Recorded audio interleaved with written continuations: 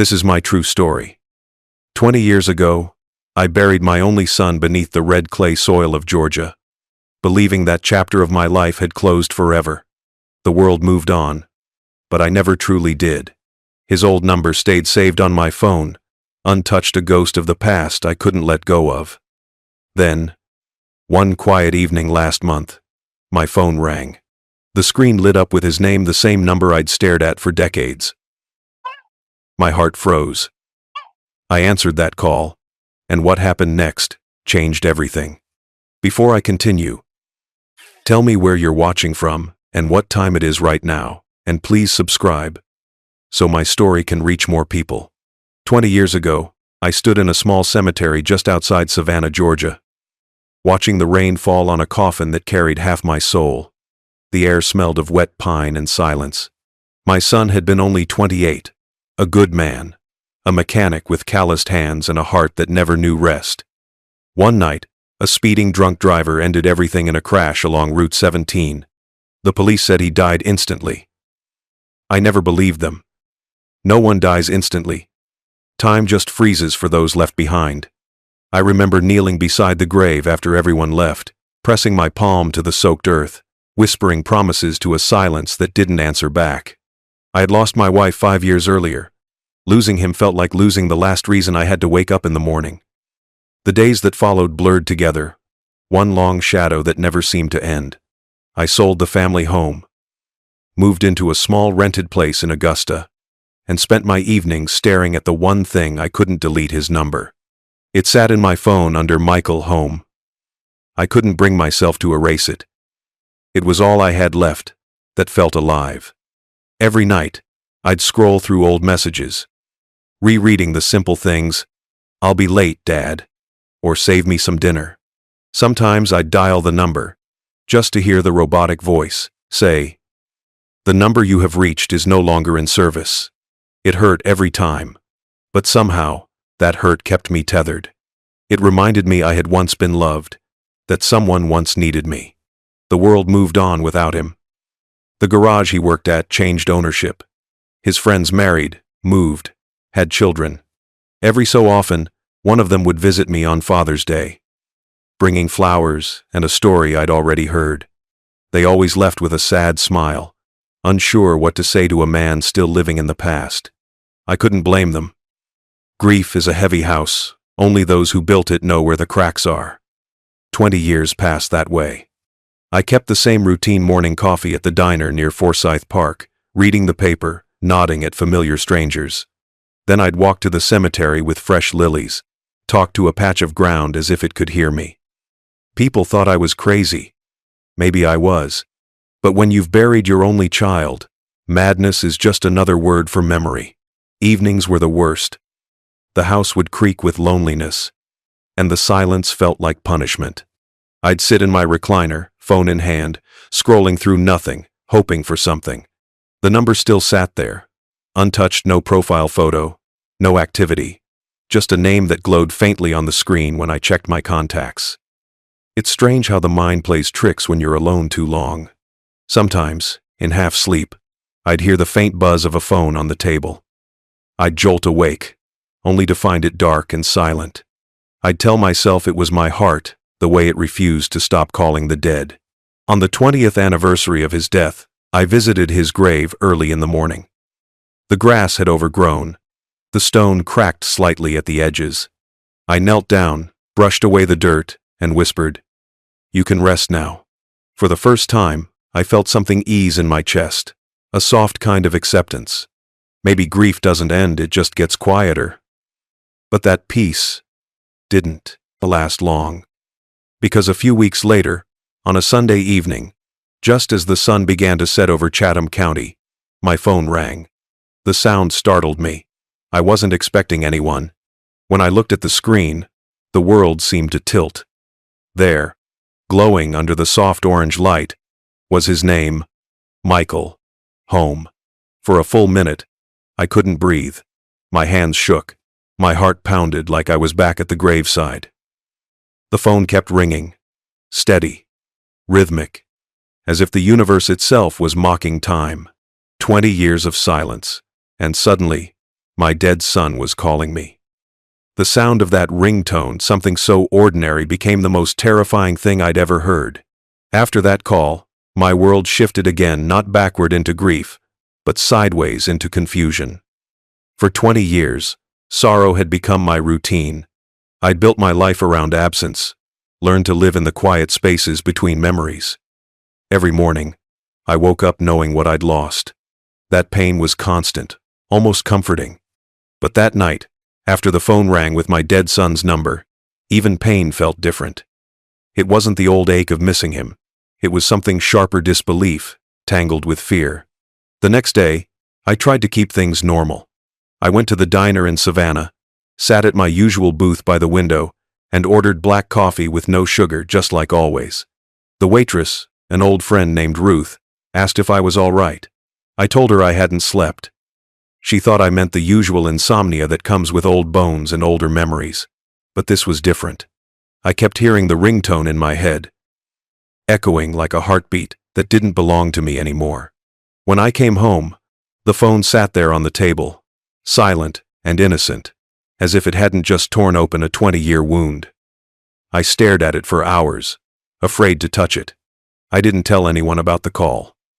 People would have called it grief hallucination, or one of those senior moments. But my mind was clear. I knew what I'd seen. The name on the screen wasn't a coincidence. It was his name, saved exactly as it had been before he died. Even the profile picture, blank gray, was the same. I replayed every possibility in my head. Could someone have cloned the number? Could it be a scam? But who would resurrect a number disconnected 2 decades ago? I didn't even use that phone line for anything else. It was too personal, too sacred. That evening, I went to his old garage on the outskirts of town. The one that used to smell of oil and cigarettes and late nights. It's a car wash now. Teenagers in uniforms were spraying water at shiny trucks, while pop music blared from a radio. The past had been washed away with soap bubbles. Still, I stood there for a while, feeling the ghost of my son in the air. He had spent years fixing engines there, saying that machines were easier to understand than people. Maybe that was true. People break in ways that can't be repaired. I walked home slowly, passing Forsyth Park, where he used to play football as a boy. The fountain lights shimmered against the dusk, and for the first time, I let myself wonder, what if it had been him?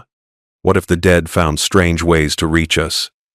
Not through dreams or voices, but through electricity, through signals, through numbers that refused to die. That night, I didn't answer the phone again, but I didn't turn it off either. I left it on the table, facing upward, like a candle waiting for light. I slept in the chair by the window, watching the sky change colors. Every sound, a passing car, a creaking branch, made my heart jump. Days passed like that. Sleep came in fragments. I stopped going to the diner. Even Ruth noticed my absence and called to check in. But I didn't answer. My world had shrunk again to a small circle. The phone, the photo, and the silence between them. One evening, I found myself driving to the cemetery again, though I don't remember, deciding to go. The air was cold, the wind sharp. I stood by his grave, staring at the name etched into stone. Michael Turner, 1972-2003. I whispered, "If you're trying to reach me, I'm still here." For a moment, I thought I felt warmth on my shoulder. A passing breeze, maybe, or something else. When I got home, the answering machine light blinked red. My hands shook as I pressed play. Static filled the room, followed by a faint crackle, and then silence. Just silence. No voice, no words. But I could swear I heard a breath, like someone standing on the other end, trying to speak but unable to. I sat there until the tape ran out. The house was quiet again, but my pulse wasn't. The fear that had gripped me the first night slowly began to shift into something gentler: curiosity. Maybe grief doesn't vanish with time. Maybe it changes shape, returning now and then to remind us that love never really leaves. I don't know what that call meant, whether it was a glitch, a spirit, or fate giving me one last reminder. But I do know that, after 20 years of silence, hearing that ringtone made me feel alive again. It was as if the universe had whispered, "He's not gone, just moved beyond your reach." It happened again the next night. I had just finished my supper, a small bowl of soup and bread, when the phone on the kitchen table began to ring. The same tone, the same name flashing across the screen.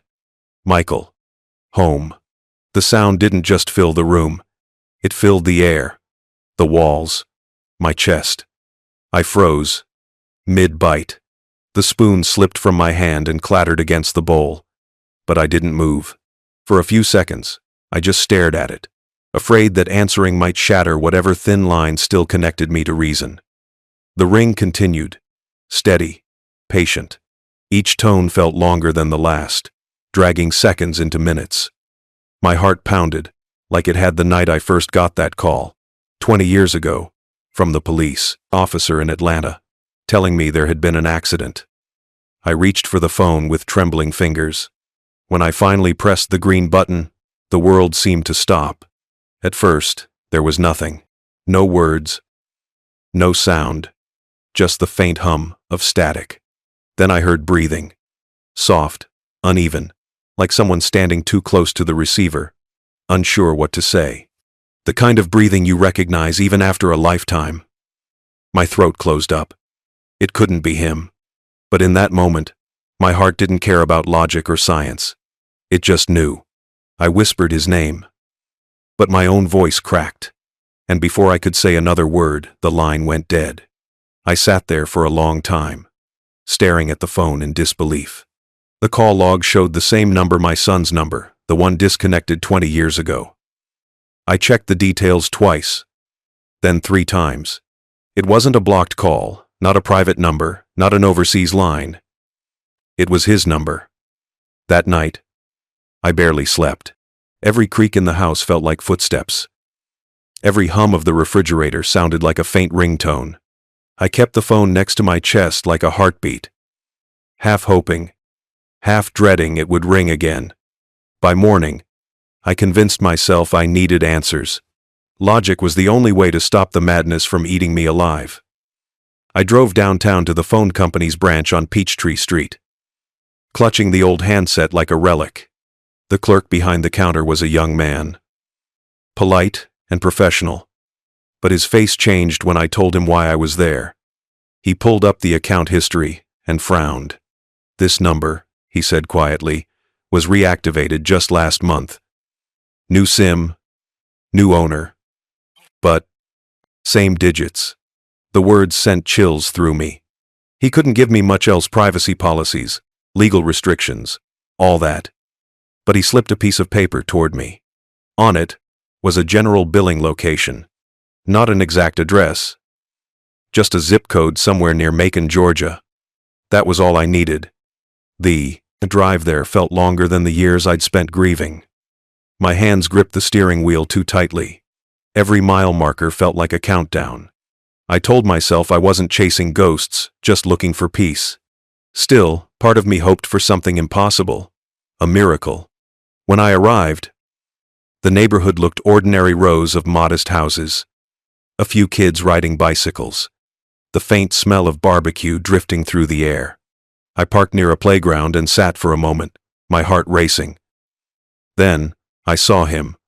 Or rather, a boy about 12 years old sitting on a porch step, laughing as he played with a phone. Something about him made me stop breathing. The way his hair fell, the tilt of his head, it reminded me of Michael at that age. I walked closer, careful not to scare him. The phone in his hands caught the sunlight, and for a second, the screen lit up displaying a call in progress.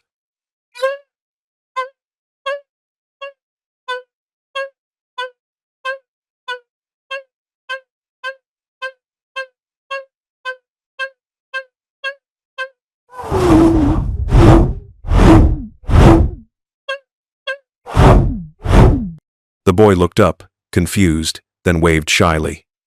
A woman stepped out from the doorway. His mother, I assumed, and smiled politely. I told her who I was and why I'd come. Her expression shifted from warmth to surprise to understanding. She explained that they had bought the phone secondhand online. It came with a SIM card already inserted, one she thought was inactive. Her son must have accidentally dialed one of the contacts saved in it. That contact had been me. I remember standing there, stunned, as the truth settled in. It wasn't a ghost or a miracle, just coincidence wrapped in pain. But the woman's voice softened when she said, "You must have loved him a lot. People like that never really leave." Before I left, the boy tugged at my sleeve and said, "Sir, when I called, I felt like someone was happy I did." I smiled weakly and nodded. Maybe that's what the call was about, not haunting, but healing. A reminder from somewhere that love, even after death, can still find a captured way to ring again. That night, as I drove back toward Savannah, the sky above the highway burned orange against the horizon. I rolled down the window, letting the wind hit my face. For the first time in years, I didn't feel heavy. The call that had frozen my heart had somehow thawed it too. When I reached home that night, the house felt different. The walls were the same. The air still heavy with that faint scent of dust and old furniture, but something had shifted. For the first time in 20 years, I wasn't crushed under grief. I was just quiet. The kind of quiet that follows a storm, where you can finally hear yourself breathe. I set the phone on the table beside the framed picture of Michael and stared at both. The photo didn't look so cold anymore. Maybe that boy's voice in Macon had carried something through the line that words couldn't. A kind of warmth, faint, but alive. Still, a part of me couldn't rest. I kept asking myself questions I didn't have the strength to answer. Why that number? Why now? And why had I, of all people, been the one to pick up the call meant for the past? I tried to distract myself the next morning by walking along River Street in Savannah, watching the boats drift slowly across the water. Tourists laughed, vendors called out for customers, and the world kept spinning as if nothing strange had happened. I bought a cup of coffee from an old stand near the docks and sat on a bench.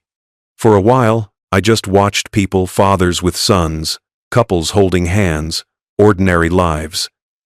The kind I once had. The kind that now only existed in memories. That's when the phone buzzed again. Not a call, just a message notification. My stomach tightened as I pulled it out of my pocket. There, on the screen, was a text from an unknown number. The words were simple, almost harmless. "You don't have to miss me anymore." For a second, I couldn't move. My heart raced. The air around me seemed to thicken. My first thought was that someone had found out about the story, some cruel prank, maybe. But when I tapped the screen, the sender's number glowed in that same sequence I knew by heart, the one I'd called 1,000 times in the years after he died. My son's number. I felt dizzy. People walked past, laughing, unaware that my whole world had just tilted. I looked around, half expecting someone to appear, to explain, but there was only wind and water. My hands trembled so badly I almost dropped the phone. I opened the message again, but it didn't change. No follow-up, no scam link, no clue. Just those 7 words. "You don't have to miss me anymore." That night, I couldn't eat. I couldn't even sit still. I paced the house like a ghost, clutching the phone as if it might speak again. Every rational part of me tried to make sense of it. Maybe the reissued number had been used by someone kind enough to notice my name, saved under Dad. Maybe it was a strange act of empathy. But my heart didn't care about explanations. It felt something else entirely. Peace. The kind of peace that doesn't come from reason, but from recognition. Somewhere in that static, in that message, I'd felt him. I didn't tell anyone. Who would believe me? Old men say a lot of strange things, and people nod politely, pretending to understand. But this wasn't a story. It was real.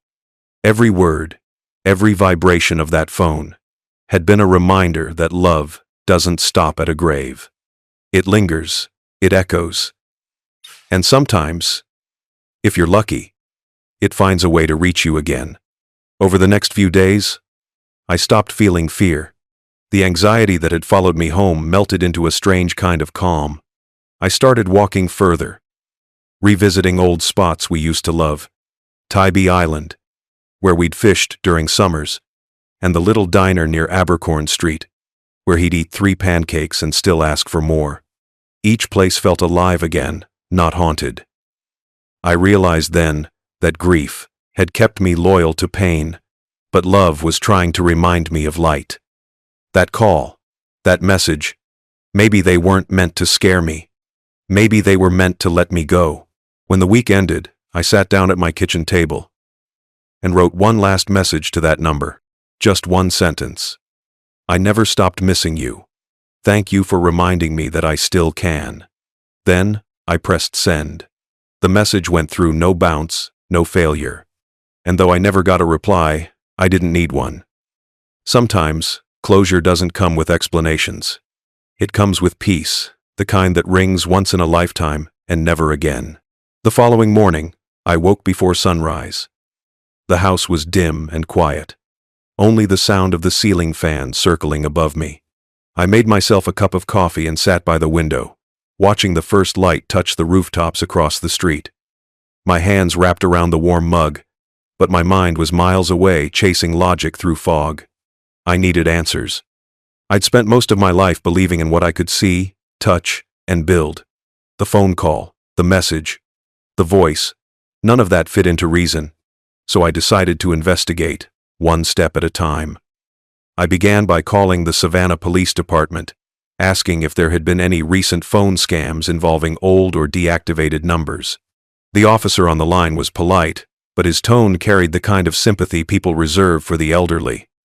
He told me no such cases were known, at least none involving numbers that had been dormant for decades. Maybe someone got lucky with a recycled number, he said. It happens. But luck didn't sound like what I'd felt that night. I went to the public library downtown, the same place I used to take Michael when he was little. He loved the sound of pages turning, the smell of old books, the soft hum of the air conditioner. That day, I wasn't there for stories. I was there for data. I asked the librarian how I could trace the history of a phone number. She helped me look through public record databases and explained how numbers are deactivated and reassigned after a certain period. She was right. Technically, it could happen. But what were the odds that his number, of all numbers, would come back to life in a way that led back to me? That night, I drove again, this time without a destination. The road outside Savannah stretched long and empty, the kind of highway where thoughts echo louder than engines. I pulled over at a rest stop, the sky wide and full of stars, and looked at my reflection in the car window. I wasn't chasing ghosts anymore. I was chasing understanding. I called the number again. It rang once, then twice, then went to voicemail. But there was no greeting, no recorded name, no sound at all, just silence. I left a message anyway. If this is real, if anyone hears this, thank you for calling.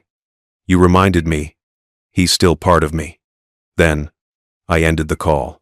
Days passed without a response, and slowly, I began to let logic take over again.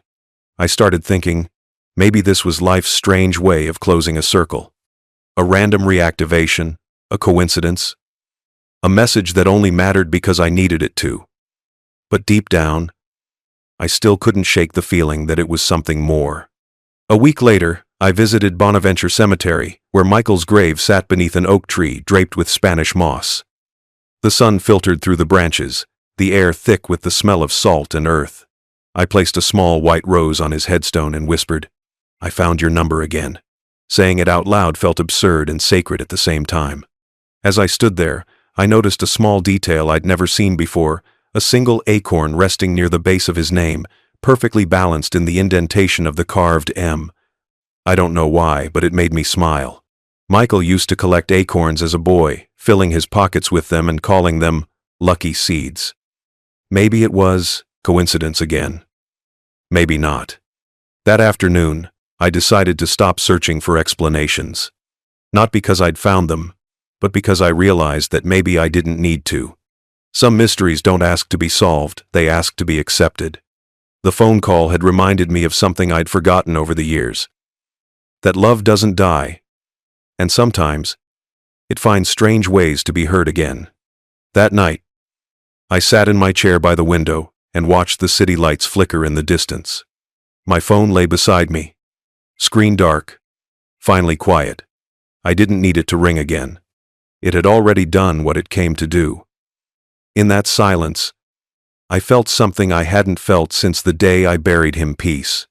The day I decided to visit the address linked to that number. The sun was bright over Macon, Georgia. One of those golden southern mornings where the light feels too warm to belong to a story about grief. I drove out of Savannah just after sunrise, the road stretching ahead like a ribbon, leading to some long-delayed truth. I didn't really know what I expected to find: a trick, a misunderstanding, maybe nothing at all, but I knew I wouldn't rest until I saw where that call had come from. The drive took nearly 4 hours, past flat fields and small towns that still carried hand-painted signs from the 1,980 seconds. Every mile marker felt like it was counting not distance, but years, 20 of them. To be exact, the time since I last saw my boy alive. I stopped once for coffee at a roadside diner in Dublin, Georgia, the kind with chrome counters and jukebox songs about broken hearts. The waitress asked if I was traveling alone. I nodded. She gave me an extra donut on the house and said, "Long drives are easier, with something sweet." I smiled, but the sweetness I wanted couldn't be eaten. When I finally reached the neighborhood listed on the phone record, it was the kind of quiet suburb you see in postcards: trimmed lawns, mailboxes shaped like little barns, bicycles left on porches. It didn't feel like a place that held any mystery, yet my chest tightened with each turn. The GPS ended at a white 2-story house with blue shutters and a basketball hoop in the driveway. A golden retriever barked lazily from the porch, tail wagging like I was expected. I parked across the street and sat there for a while, engine off, just watching. My heart was pounding again, not from fear, but from the strange gravity of being pulled towards something that shouldn't exist. After a few minutes, I stepped out and walked up the path. The gravel crunched beneath my shoes. A boy was sitting on the steps, about 12, maybe 13. His hair was the color of wheat in summer, and he held a smartphone in both hands. He was laughing softly at something on the screen. Then, as if on cue, the phone buzzed and began to dial. My breath caught when I saw the number flash across his screen, my number. He looked up when he noticed me standing there. His eyes were a shade of blue. I'd only ever seen once before, the same as Michael's. For a second, the world seemed to fold in on itself. He blinked and smiled shyly, as though sensing something familiar. "You okay, sir?" he asked. I couldn't answer. A woman stepped out from the doorway, his mother. She was young, kind-faced, her hair tied back in a bun. She gave me a curious look, the kind people give strangers who don't seem dangerous but don't quite belong either. I introduced myself, explained that I'd received a call from a number tied to their address. Her expression shifted to surprise, then understanding. She invited me inside, offering a glass of water. The home was warm, lived-in walls lined with family photos, a faint smell of cinnamon and laundry soap. She apologized, saying they'd bought a used phone online from a reseller in Atlanta. It came with an old SIM card, and her son had been playing with it.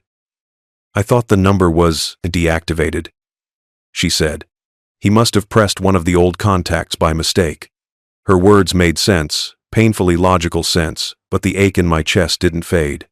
I asked if I could see the phone. She handed it to me carefully, as if she already understood what it meant. There it was, my name, saved under Dad. I stared at it for a long moment, my reflection faint in the glass screen. The room went silent. For 20 years, that name hadn't been spoken by the one who gave it meaning. Yet here it was again, alive in pixels, ringing in a stranger's hands. Before I left, the boy looked at me with quiet curiosity and said, "Sir, when I called that night, I felt like someone was happy I did." His mother scolded him gently, but I just smiled. I placed my hand on his shoulder and said softly, "Maybe you reminded someone what love sounds like." As I walked back to the car, The air felt lighter. I turned once to look at the house. The sunlight hit the blue shutters just right, glowing almost gold. Maybe it was coincidence. Maybe it was something else.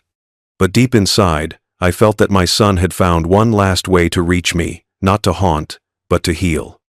The drive home was quiet. I didn't play the radio. The hum of the tires and the whisper of the wind were enough.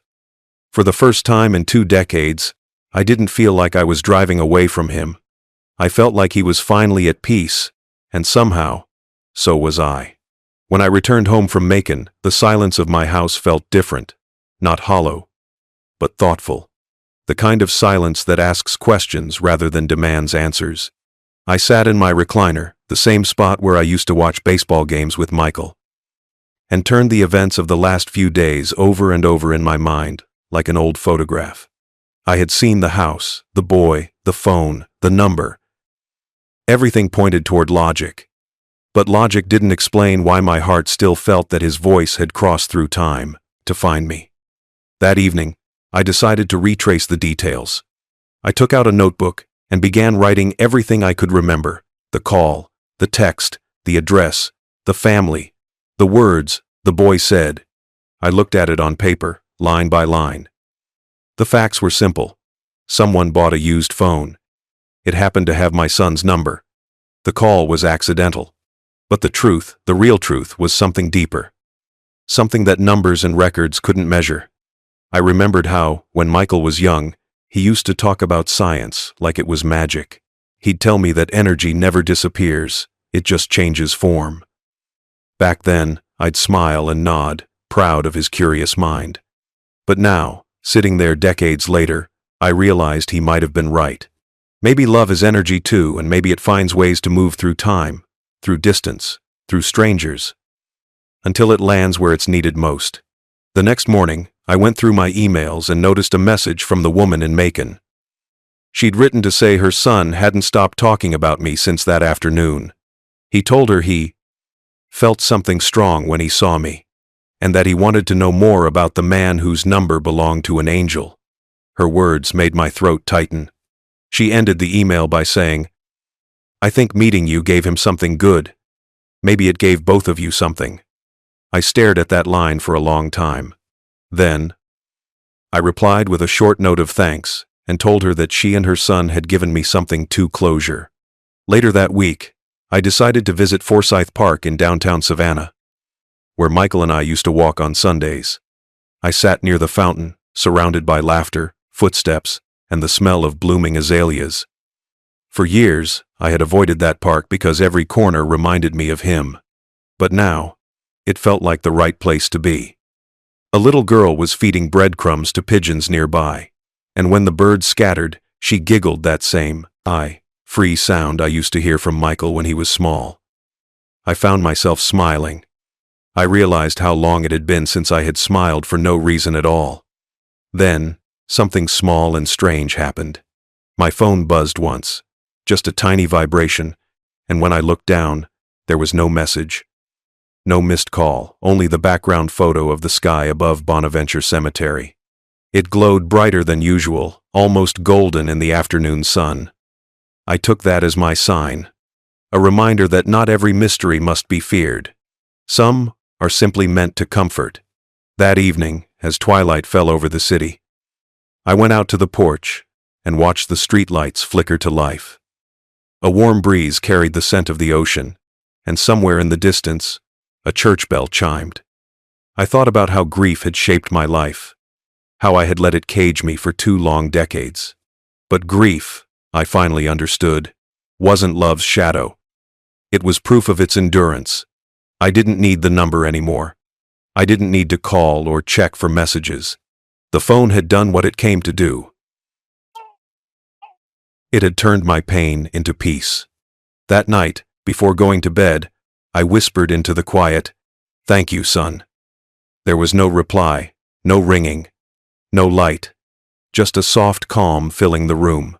For the first time in years, I slept through the night without waking once. The uncanny truth wasn't that my son had called from beyond.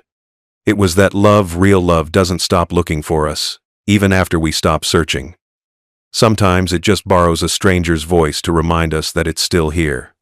A few days after that quiet evening on the porch, life began to feel gentler. The air around Savannah carried a kind of peace I hadn't known in years. I went back to my routines, watering the plants, walking to the corner bakery for fresh bread, sitting by the pier to watch the boats drift in and out of the harbor. Yet, a small part of me still wondered if that strange phone call had one last purpose left to serve. One morning, as I was sorting through my mail, I found an envelope without a return address. It was simple, plain white, my name written in neat cursive. Inside was a folded sheet of paper, old but carefully kept. My hands trembled as I unfolded it. The handwriting stopped me cold. It was Michael's. The letter wasn't new. The paper was yellowed around the edges, dated 20 years earlier. My heart pounded as I realized where it had come from. The lawyer who handled his estate after the accident.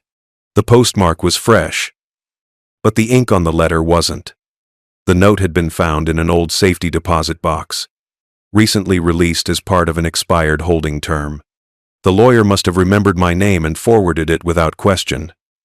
I sat down slowly, the air thick around me. The first line read, "Dad, if you're reading this, I didn't get the chance to say what I should have." I stopped there, unable to breathe. I looked out the window toward the oak tree in my yard, its branches swaying softly like the past whispering back. I read on. He wrote about his mistakes, his short temper, his pride, the arguments we'd had that neither of us had apologized for. He talked about how he admired my strength, how he wished he'd said it out loud more often. And then, near the end, he wrote something that would stay with me for the rest of my life. "If there's ever a sign I can send, I'll find a way to reach you. Don't be afraid when I do." I dropped the letter, tears spilling before I could stop them. My vision blurred, but I didn't wipe my eyes. I just let them fall. The phone call. The number. The boy. The strange feeling in my chest. It all connected. I realized that Michael had kept his promise not through some ghostly miracle, but through a chain of moments so human, so real, that they felt divine. The phone call wasn't meant to scare me. It was meant to prepare me to open my heart again so I could receive the message that had been waiting for 20 years to find its way home. That night, I took the letter to Tybee Island Beach, just as the sun was setting. The waves rolled slow and steady, the sky melting from gold to deep orange. I sat on the sand, the letter folded carefully in my hand, and whispered a prayer of gratitude, not to the heavens exactly, but to whatever force connects us across time and memory. The sea breeze carried the scent of salt and something faintly sweet, like magnolia. I thought of how Michael used to chase gulls along this same shore, laughing with his whole body. I smiled and read the letter one last time before tucking it inside my jacket. I didn't want to lose it to the wind. When I got home, I placed the letter in a frame on my bedside table. Not as a relic of pain, but as proof that love never truly ends. It just changes form. Sometimes into sound, sometimes into silence, and sometimes into paper that arrives exactly when your soul needs it most. That night, for the first time since he died, I said goodnight aloud, and when I turned off the lamp, the room didn't feel empty anymore. After that letter, something inside me changed. The heaviness that had followed me through 2 decades began to fade like fog over Savannah River when the morning sun hits it. I started waking earlier, making coffee just the way Michael used to like it, strong, no sugar, a splash of milk. The sound of the percolator became my morning hymn, steady and comforting. I began walking again, long walks through Forsyth Park, watching children chase each other beneath the moss-draped oaks. Their laughter no longer hurt to hear. It reminded me that life was still happening, still good, still full. I'd sit on the same bench every afternoon, where once I'd avoided people. Now I found myself greeting strangers, smiling when someone stopped to chat about the weather or their grandkids. Peace didn't come suddenly. It arrived in small, patient moments, a warm breeze, a friendly nod, the first taste of peach pie at the farmer's market that didn't feel bittersweet. I even started volunteering at a small community kitchen downtown. Every Thursday, we served meals to veterans and widowers. I'd ladle soup and listen to their stories. And sometimes, when one of them talked about losing a child or a wife, I'd reach out and hold their hand. No words needed. Pain recognizes pain, but healing recognizes healing too. One afternoon, while cleaning up, I saw an old phone left on the counter, the same model as the one that had once haunted me. I smiled. The device that had once broken my heart now felt like nothing more than a tool, a bridge that had already served its purpose. I didn't fear it anymore. In fact, I was grateful for it. In the evenings, I often sat by my window overlooking the quiet streets of Savannah's historic district. The street lamps glowed soft amber, casting long shadows over the cobblestones. I'd sip my tea and watch the world wind down.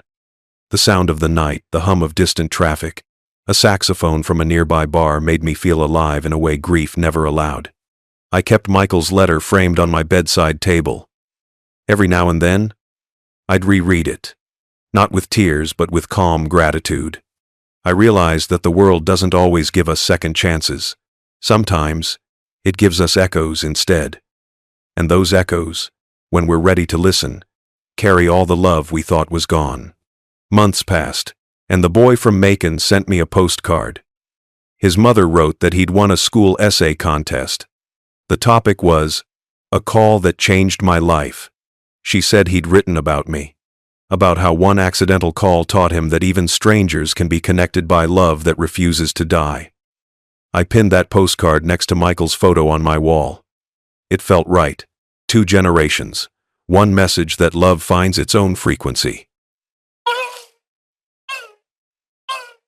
As time went on, I started visiting Tybee Island again. I'd walk along the shoreline where Michael used to skip rocks, the Atlantic stretching endlessly in front of me. Each wave that reached my feet felt like a wordless conversation, soft, rhythmic, eternal. I no longer spoke to him out loud. I didn't have to. The quiet between us had turned sacred. In my final years, I learned that peace isn't the absence of pain. It's the understanding that pain was once love, and love, real love, never fades. It just changes how it speaks to you. Sometimes, when I sit under the same oak trees where Michael and I once ate ice cream, I still hear a faint sound, not a voice, not quite a memory, just a feeling, like warmth brushing through leaves. And I smile because I know it's him. I used to believe that the saddest thing a parent could do was outlive their child. Now I know the greatest gift a parent can receive is knowing that even in death, their child found a way to say, "I'm still here." That's all I ever needed. Now, as an old man sitting by the window of my quiet home in Savannah, Georgia, I look back on the years that once felt unbearable. The grief that used to fill my chest like an anchor now feels more like a steady tide. It still moves, but it no longer pulls me under. I've learned that time doesn't erase pain. It simply teaches you how to carry it differently. I keep Michael's letter and the postcard from the boy framed side by side on my wall. They've become the twin symbols of my life's lesson that love never truly dies. And kindness has a way of finding its way back to you, even through strangers. Every time I look at them, I realize how much of my journey wasn't about losing a son, but about learning how to keep him in a world that kept moving forward. In my younger years, I used to believe revenge was about getting even. But with age, I've discovered it can mean reclaiming peace from what once broke you. I didn't seek vengeance against anyone, or anything. I simply chose not to let grief define the rest of my life. That was my quiet form of victory. Sometimes, in the still of the night, I can still hear faint echoes, not words, not sounds, but something softer, like the hush that follows a whispered prayer. I imagine it's Michael checking in, letting me know he's proud that I found my footing again. Maybe that's just wishful thinking. But then again, maybe it's exactly what I need to believe. When people ask me about faith, I tell them, mine doesn't live in churches or temples. It lives in moments in a phone call that shouldn't have happened, in a boy's gentle voice, in a letter that waited 20 years to be read. Faith, I've learned, is the quiet conviction that love finds a way, even when logic says it can't. Now, I live simply. I read the paper every morning, tend to my garden, and drink my coffee as the sun rises over the Savannah River. I visit Tybee Island once a month, just to feel the sand between my toes and let the Atlantic wind remind me that I'm still alive. I don't carry photos of loss anymore. I carry moments of peace. Sometimes the neighbors' children visit, and they ask about the framed letter on the wall. I tell them it's a message from someone who loved me very much. They usually smile and run back to play, unaware that they've just heard the whole truth of my life. I've stopped wondering why the call happened, or how. The answers don't matter. What matters is that it brought closure, not in a dramatic, cinematic way, but in a gentle, human one. It reminded me that grief is love's shadow. You can't have one without the other. And when you stop running from that truth, you stop being haunted by it. As I sit here writing this, the evening light is golden. The same warm light that used to pour through my son's bedroom window when he was young. I remember standing at his doorway, watching him sleep, thinking, someday, he'll outgrow this room. I didn't realize back then that love doesn't outgrow anything. It simply changes rooms. If there's one thing I've learned, it's this. We never really lose the people we love. They just stop needing phones to reach us. So, when that number appeared on my screen after 20 years, it wasn't a ghost. It was a reminder that the bond between a father and son can survive death, time, and even silence. My final thought? He called me once more, just to say he never really left. And now, I believe him.